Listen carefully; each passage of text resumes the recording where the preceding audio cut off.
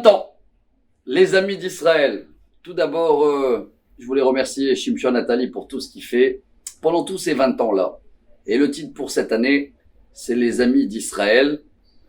Avec votre permission, je veux faire une référence dans la paracha de Balak à Bilam, qu'il a essayé de nous maudire 3 fois et c'est sorti que des bénédictions. Et dans la 7e montée, il va parler de Aharit Hayamim, la fin des temps. C'est la seule fois dans la Torah où c'est marqué ces mots-là. Et là, il va prendre comme référence Amalek. Vaya et Amalek. Vayomar Harito Ade Oved.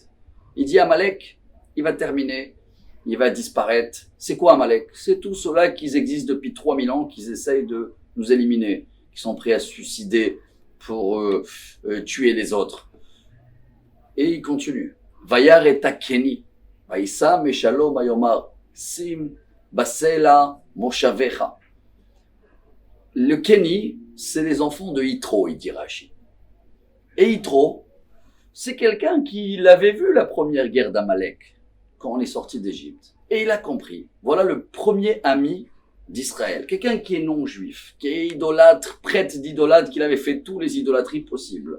Elle dit la Gemara, c'est dans le traité Sota, je crois, page 11, que Yitro, quand il a compris qu'il y a ce qui s'appelle Amalek dans le monde, il y a des gens qui sont là pour embêter d'abord les Juifs, et ils sont prêts à tout faire, même s'ils habitent à 1500 kilomètres, et ils ont rien à voir avec le territoire, et ils veulent quand même nous éliminer. Alors lui, il a compris. Il a décidé de se convertir, de faire Teshuvah.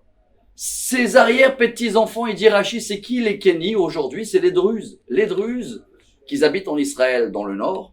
Vous savez que leur prophète, c'est Yitro. Il y a un endroit dans le nord qui s'appelle Kfar Zeitim. Et il y a là-bas tout un endroit qui a été construit qui s'appelle Nabi Shu'aib. Ils appellent ça, les Druzes, leur prophète Yitro. Ils se considèrent comme les arrière-petits-enfants d'Yitro. Et regardez Bilam, que déjà il y a 3000 ans en arrière, il a dit comme ça. Israël, ils vont avoir affaire avec Amalek. Par contre, il va y avoir des gens qui sont non-juifs, mais qui sont là, la descendance d'Yitro. Et Bilam, il leur dit, Simbasela kinecha, et il y a le mot là-bas, Eitan moshavecha. Ce qui veut dire en français, construis ton nid dans ce rocher, que le rocher est Israël. Crée ton nid.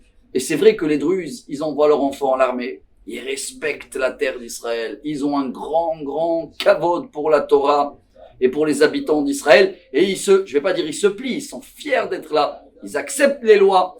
Et c'est pour ça, Rabotai, que voilà, pour tous les amis d'Israël, prenez exemple de Yitro, qui n'a pas eu honte ou peur, malgré que tout le monde était pour Amalek. Lui, il a décidé de changer de trottoir, de être parti d'Israël. Il a eu un grand mérite, une paracha à son nom, les 10 commandements à son nom. Ses enfants, c'est devenu des juges plus tard en Israël. Et vous voyez qu'aujourd'hui, ses arrière-petits-enfants, les Druzes, ils ont une communauté en Israël, ils sont protégés, ils aiment l'État.